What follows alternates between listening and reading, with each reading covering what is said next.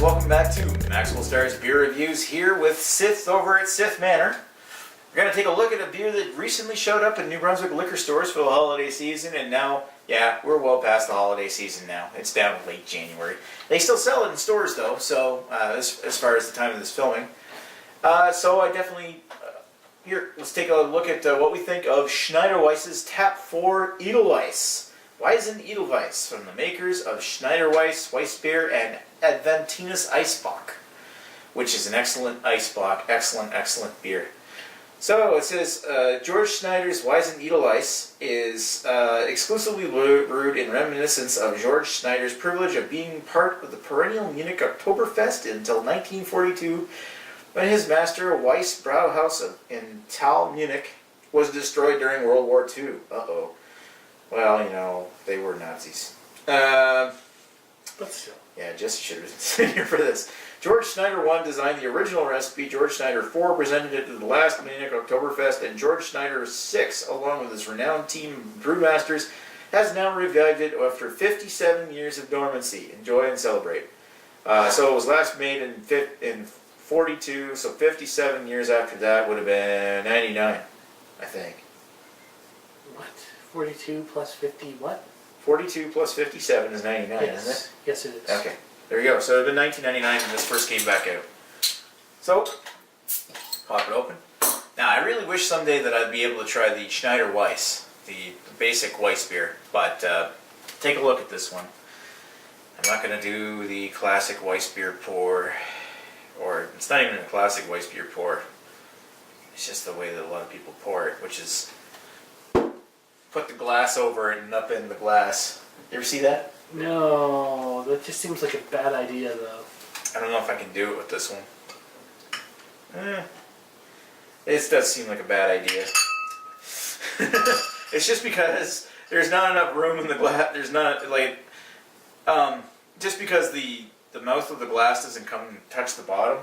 And that way you can't let it come out slowly. If I were to let it, to do that, and then, like, basically you upend the glass, and I've been able to do it successfully before, is upend the glass, and then with the bottle straight down, and then pull the bottle up slowly, and it reduces the amount of carbonation that comes out.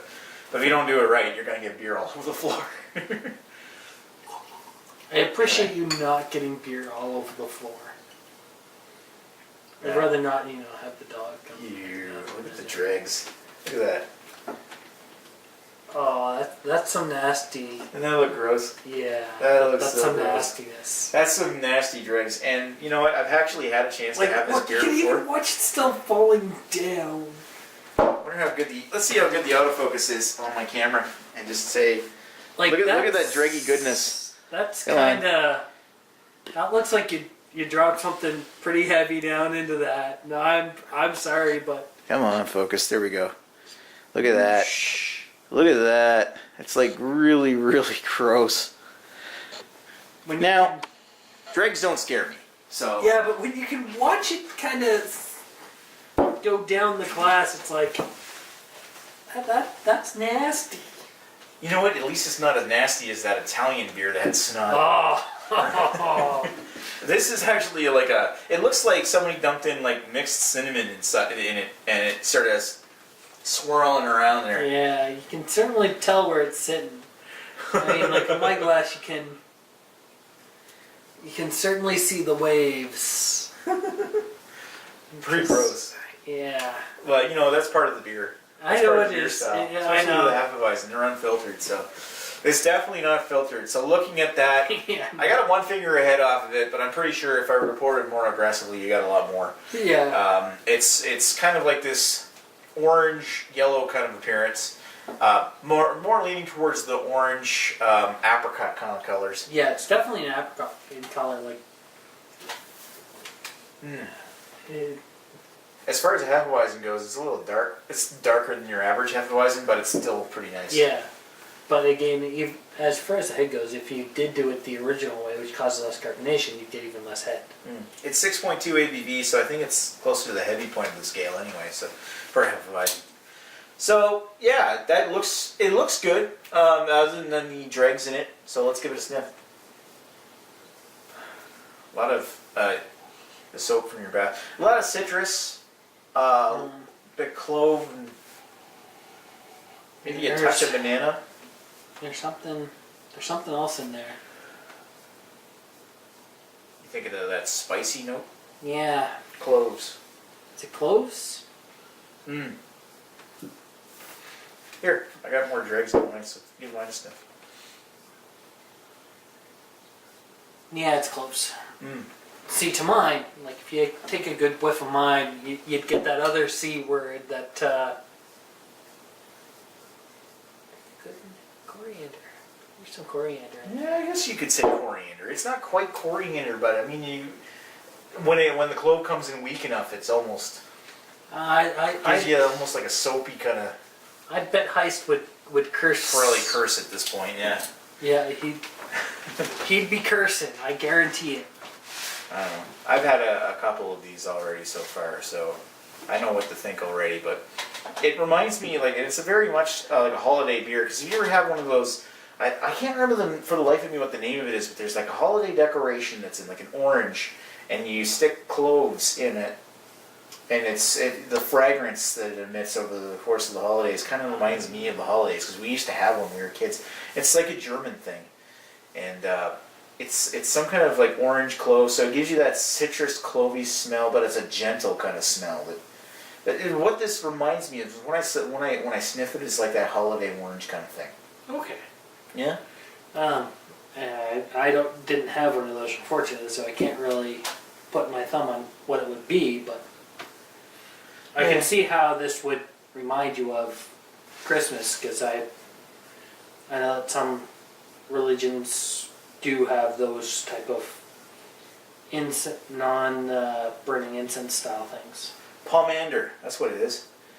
Yeah, like there's a picture of it right there. Okay. Yeah.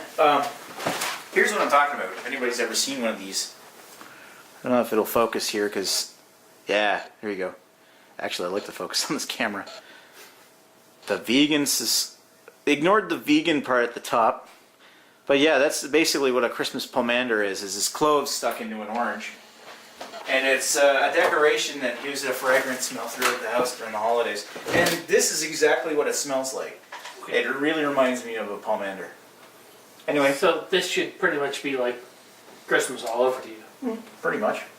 Down the hatch. Down the hatch.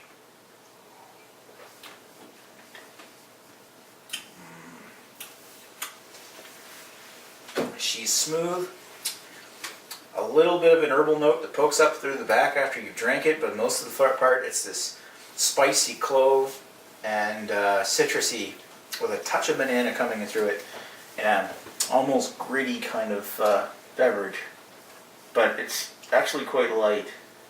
See, I'm getting a little bit of that hand soap taste now. No, you're right. There's a little bit that carbonation in the back, along with a gentle sweetness, is kind of, and the clove spice is kind of giving off like a combining to a soapy kind of taste. Yeah. And I don't find it too off-putting. I don't find this like a strong soap. No. Because I mean, it's a very I'm just fortunate enough to drink soap on a prank, but yuck. Not involved. Yuck. Not involved. Long before you, man. But no, it's actually, I don't find it very off-putting, and I don't find it really, it's not that soapy. No, it's definitely not that soapy. It's not bad at all. I'm just saying there's some references to a little bit of like a soapy kind of texture to the back. But I don't find it very, I find a lot of carbonation and a lot of flavor come out on top of this beer, and I love that pomander kind of, that clove, the orange, the banana that comes out in this thing is just delicious. And it's all light nestled on top of this nice Hefeweizen. I'm getting most of it. I'm not getting the banana, but I'm getting the others. I have to agree, it's pretty nice. It's like a strongly flavored Hefeweizen. Yep. It's not bad at all. No, it's not. I've had a chance to have a couple of these already. I think I've drank like 4 of these now. Because I drank a couple. I saved one for review. I drank a couple. And I decided how much I loved it, and I bought some more to bring to New Year's. And I think I ended up drinking most of those before I got to New Year's. So it's kind of like the quad to you, this is to me. I actually really like this beer. This is delicious. And I love my Hefeweizens. It's one of my favorite styles of beer. And this one being a more strongly flavored beer and me being a flavor whore, I really like this one. And maybe it's not the top-notch Hefeweizen of its style, but to me, it's got everything I want. And that's what you have to go for. You have to go for the beers that are really complementing to you. They're really turning your crank, yeah. Like you with the quad. Well, what would you give the quad for a rating? I've spent hundreds of dollars on quads, so I haven't spent hundreds on this. No, I'm just saying. Like it all comes down to what suits your personal preference. And I say I really like this one. It's not the perfect beer, but it's definitely one of the best of the Hefeweizen style for me. So what do you think? What are you going to give it for a rating? like I say, I could definitely sit down and enjoy this. It's not one that I can't really enjoy. It's definitely not water because there's definitely lots of flavor. So I actually have to go 3.5 with this. 3.5? Yeah.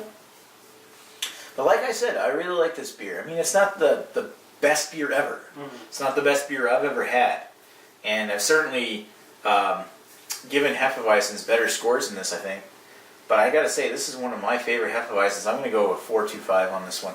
This is just an excellent beer that I recommend anybody try if you can find it. Definitely a world-class beer. It's definitely worth the mark your list. Ticking it off on your list, yeah. I definitely like it, and I would definitely recommend it that anybody seek this one out if you can. And it's a new product at the New Brunswick liquor stores, so if you're in New Brunswick, certainly give it a try. Anyway, thanks for watching Maxwell Starr's Beer Reviews. We will chat with you folks later. Cheers.